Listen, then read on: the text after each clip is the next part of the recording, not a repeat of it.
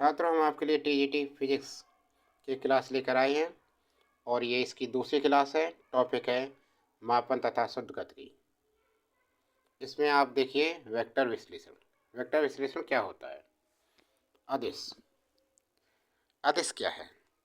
वे राशियां हैं जो केवल अपने परिमाण से निर्धारित की जाती हैं। इसमें कोई दिशा नहीं होती है। इन्हें व्यक्त करने के लिए केवल उचित मात्रक तथा संख्या परिमाण की आवश्यकता होती है।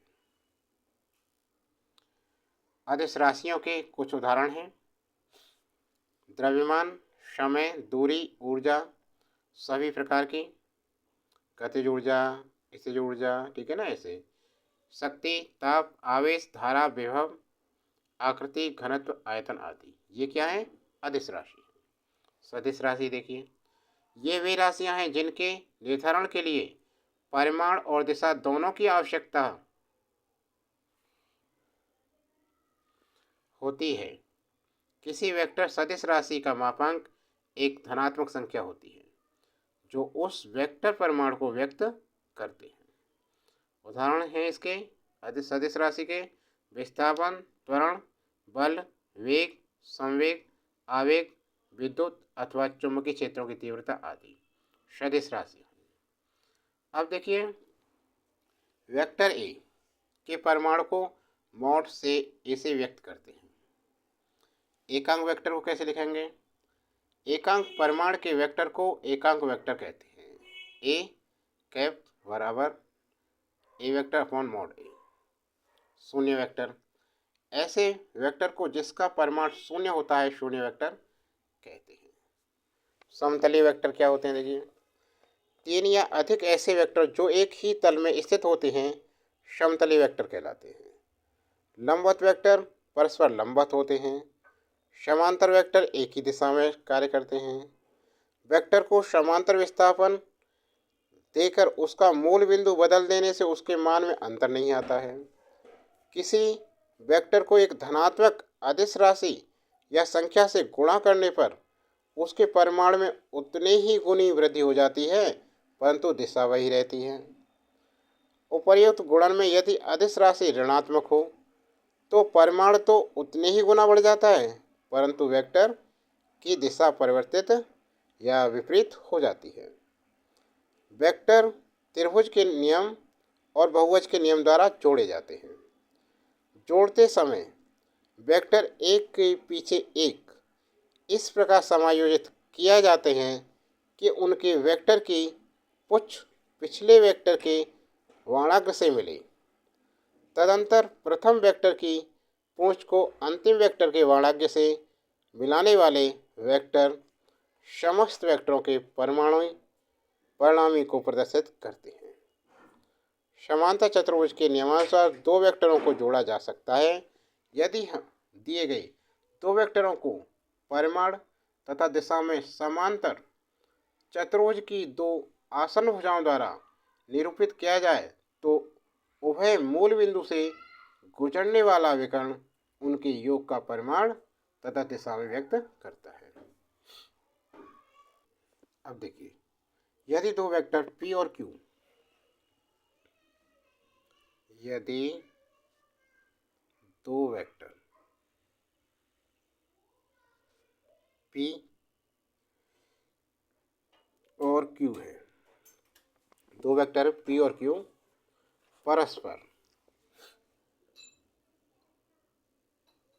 परस्पर थीटा कोण पर कार्य कर रहे हों तो उनके परिणामी आर वेक्टर का मान होगा, क्या होगा आर वेक्टर का मान?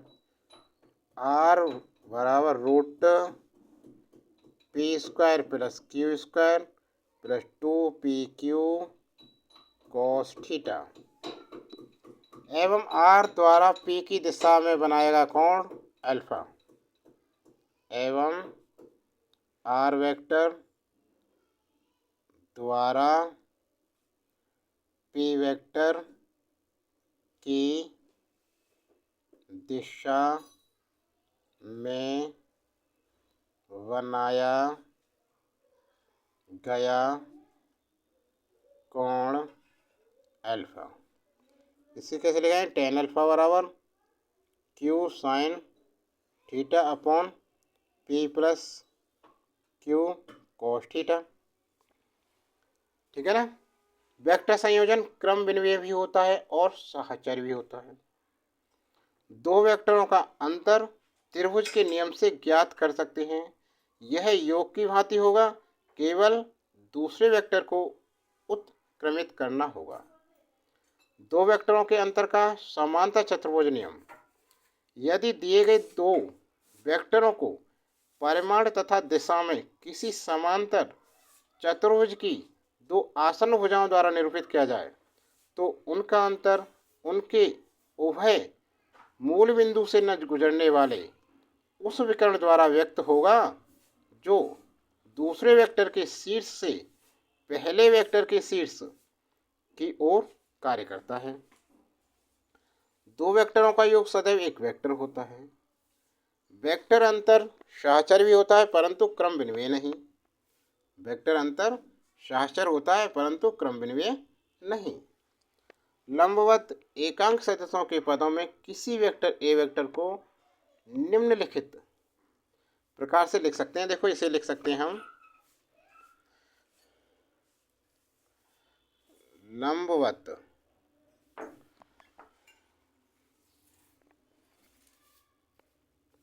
एकांक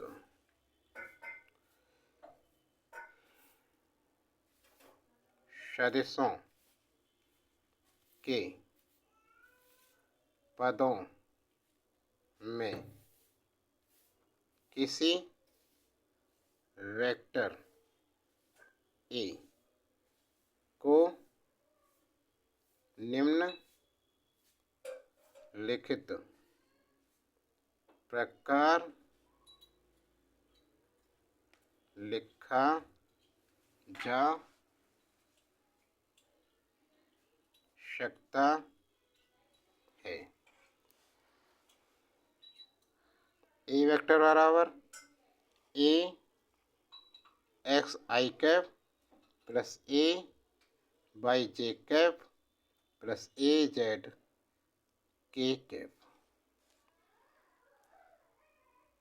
जहाँ ए एक्स ए वाई तथा ए जेड क्रमशः एक्स वाई जेड अक्षों के अनुदिश ए के घटक है। अब देखिए, यदि ए का परिमाण निकालना है इसका, यदि तो कैसे निकालते हैं? रूट ए एक्स स्क्वायर प्लस ए वाई स्क्वायर प्लस ए जेड स्क्वायर। यदि वेक्टर ए द्वारा एक्स वाई तथा जेड अक्षों से बनाए कोण, यदि वेक्टर ए द्वारा एक्स वाई तथा जेड अक्षों से बनाए कोण क्रमशः अल्फा बीटा तथा गामा हो तो एक्स बराबर ए कोस अल्फा बराबर ए एल, ए वाई बराबर ए कोस बीटा बराबर ए एम, ए जेड बराबर ए कोस गामा बराबर ए एन। यहाँ l m n vector a के द्विकौज्य कहलाते हैं। ये क्या है? जहाँ एल एम एन ए के द्विकोज्या कहलाते हैं तथा l square plus m square plus n square बराबर कितना होता है? 1 होता है। ठीक है, तो आज के लिए इतना ही। अगली वीडियो में लेकर आएंगे पूरा इसे। बने रहें चैनल पर बने रहिए। चैनल को सब्सक्राइब करना पड़ेगा आपको। चैनल को सब्सक्राइब कर लें। वीडियो अच्छी लगी तो लाइक कीजिए और ज़्यादा से ज़्यादा शेयर कीजिए।